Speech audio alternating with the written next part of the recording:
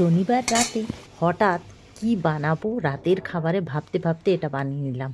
কিভাবে বানালাম আর তোমাদের সাথে চলো শেয়ার করি।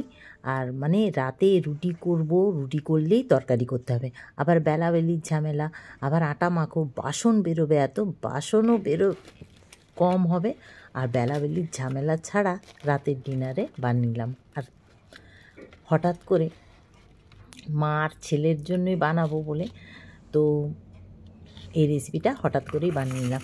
তো সন্ধেবেলা এত শরীর খারাপ লাগছিল, শুয়ে পড়েছিলাম। হঠাৎ ঘুম ভাঙতে দেখিস তখন 10টা 15 বেজে গেছে।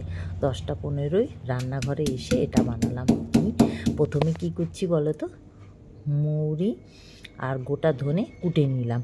আর এই যে দুদিন আগে আমি বানিয়েছিলাম কি বলো তো, কচুরি, কড়াইশুঁটির কচুরি, সে পুরটা রয়ে গেছে, সেটাকেই আজকে কাজে লাগাবো। বুদ্ধি থাকলে না সব সম্ভব হয়। এটা দিয়ে আজকে খাস্তা কচুরি বানাবো। আর এই দেখো, পুরটা ঝরঝরে ছিল বলেই এইটা সম্ভব হয়েছে বানানো। তো তার মধ্যে দিয়ে দিলাম আরও লঙ্কার গুঁড়ো আর জোয়ান, হিং, আর যেটা কুটেছিলাম সেটা দিয়ে দিলাম। আর একটু তো দিয়ে দিলাম ওর মধ্যে আমচুর পাউডার, চিলি ফ্লেক্স, আর একটু ভাজা জিরের গুঁড়োও দিয়ে দিলাম। তো এদিকে আটাটা মেখে নিলাম। আটা আর ময়দা আমি নিয়েছি, একদম ময়দা দিয়ে বানাবো না। আটা আর ময়দা, 1 কাপ ময়দা 1 কাপ আটা দিয়ে অল্প একটু ঘি দিয়ে, ঘিটা দিলে কি হবে, একটা কচুরির দারুণ সেন্ট বেরোবে। আর সত্যি বলছি, মশলাটা যে আমি রেডি করেছিলাম এত সুন্দর হয়েছিল যে কি বলবো। তো যাই হোক, আটা মেখে নিয়েছি, অল্প একটু ঘি দিয়েছি, আর নর্মাল জল দিয়ে একটা খুব নরমও না খুব শক্তও না ডো মানে বানিয়ে রেডি করে একটু ঢেকে রেখে দিলাম 10 মিনিট। তো এই 10 মিনিটে কী করব, 10 মিনিটে একটু কফি বানিয়ে খেয়ে নিলাম। আর এখন বাজে কটা জানো, 10:30। তো 10:30টার সময় আমি খাচ্ছি কফি। করার কিছু নেই, একটু মাইন্ডটাও ফ্রেশ হয়ে যাবে। আর বসে থাকবো 10 মিনিট, যেহেতু রেস্টে একটু রাখতে হবে আটাটাকে, তো সেই জন্য একটু কফিও বানিয়ে খেলাম এত রাতে। এখন মানুষ খেয়ে দিয়ে ঘুমাচ্ছে বা খাচ্ছে, আর আমি কফি খাচ্ছি। তো যাই হোক, 10 মিনিট আমার কফি খাওয়াও হয়ে গেল। কফিটা বানিয়ে, আর ছেলে এখনও ঘরে ঢোকেনি, আর মা ছেলের জন্যই বানাচ্ছি। আর ছোট ছেলে আর কর্তামশাই তো নেই, তো সেই জন্যই ছেলেকে ফার্স্টে বলেছিলাম স্যান্ডউইচ খেয়ে নে রাতে, না।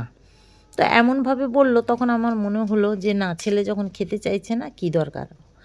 তো যাই হোক, তো কফিটা খেয়ে চলে এলাম।